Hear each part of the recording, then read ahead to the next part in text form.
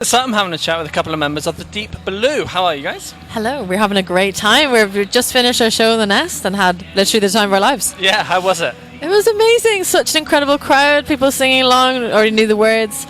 Tried out some new ones. They went down well. And we had a guy in the middle who was aggressively screaming, "Yes, harmonies!" So that's kind of our thing, yeah. Good. Your biggest fan? Well, it seems that way, yeah. And the big news is you've just released your second EP. For those who haven't heard it yet, tell us a little bit about the release.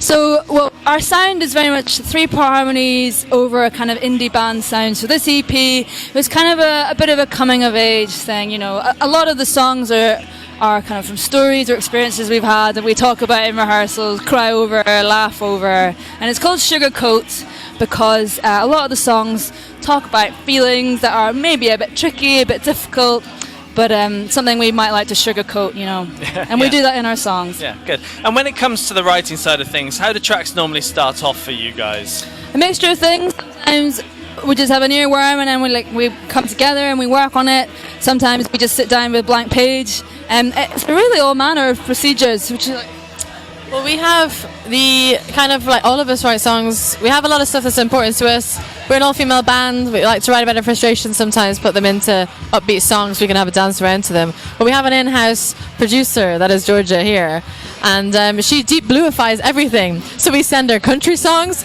She makes them sound right for Deep Blue. Pop songs, indie songs, folk songs. She's ready to go. She's a one-woman machine. She is churning out the Deep Blue sound. That's what I'd say. raw materials. And when it comes to harmonising, how do you work that? Because obviously I'm sure one of you comes up with the melody. How easy is it you to then get your parts? I think we all three of us have different sections of our voice that we like to sing in. I tend to do the lower stuff, Katie does high, and Georgia does the seriously crunchy notes in the middle usually. But I think, you know, a lot of us, we've got choral experience. We just genuinely really love singing. We're harmony nerds. So it comes together quite naturally. Sometimes someone really has an idea of how they want the harmony to sound. They go away and work on the parts together in Logic. But I think most of it is quite natural at this point. Yeah, good. And people will want to see you playing these tracks live. What's the plan going forward after this weekend? Because I know you've got a couple of festivals left. We do. We have Why Not next weekend. We're playing main stage and we're pretty psyched about that. And then we've got Underneath the Stars, Victorious Festival, Green Belt, and a couple of others up north, which we'll announce soon. So yeah, we're on our toes. We've got our tents ready to go. When they've finally dried out from this weekend. Yes, yeah, a little bit wet this weekend. It's been a tad wet, but we're still here in force. I think we've got our boots on. Good. And what's the plan for touring? Kind of after festival season is over and done with. You hoping to be out on the road, or do you think you might be back in the studio? Definitely, we had our debut tour at the end of May. It was literally the best week of our lives. Yeah. So incredible. And we're hoping to go out and tour again early next year. We've got some plans in the pipeline and visit new cities. We're getting people coming up to us at festivals asking us to play in their cities. So we're hoping to kind of organise that, just get to new ears. Yeah, good. And obviously the EP's only just come out, but have you started thinking about what the next step's going to be and a timeline for that? Yeah, we've always got so many songs. It's just a question of like finding the time and space to get them down and get them out. But we've got we're meeting next week actually to just kind of finalise what we're going to record next, and we have some studio time booked in. So there's more in the pipeline. We have a bit of a timeline, but you know you'll have to stay tuned to find out more. And as you guys are a fairly new band to the music world, I'd like to find out how you guys got together and what made you write and release music and this sort of music as well.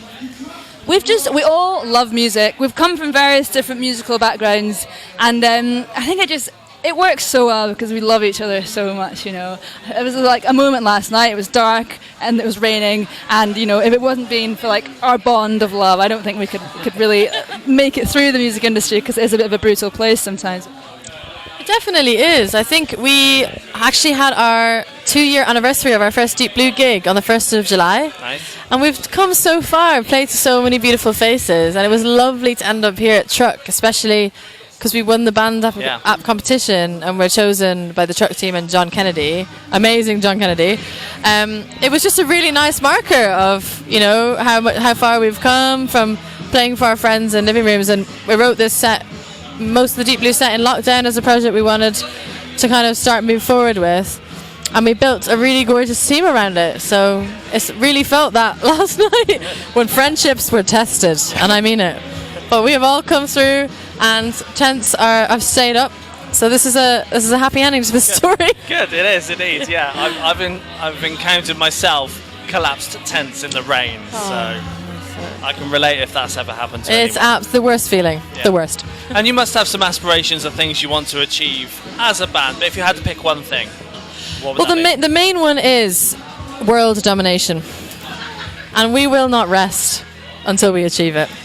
Got to aim big. On a slightly smaller note, we would love to release an album and tour it, and I would really love to tour in the States. We've got a lot of US support on our Instagram, people who really love the harmonies, and it'd be nice to just get to them, get to those people. Yeah. So maybe South by Southwest, who knows? Yeah. That would be pretty cool. Yeah, I mean, obviously the Pyramid Stage, that's on there. But there are so many other great festivals and experiences to be had. And also, I hope as we grow, we can still have those really intimate gigs that we love. Like when you're just there, you know, the audience are right there, and you can see their tears, their smiles, and I don't want to lose that as we grow. Yeah, Absolutely. Well, guys, it's been a pleasure. absolutely. Thank you so much. Thanks for having us. Thank you very much. Cheers.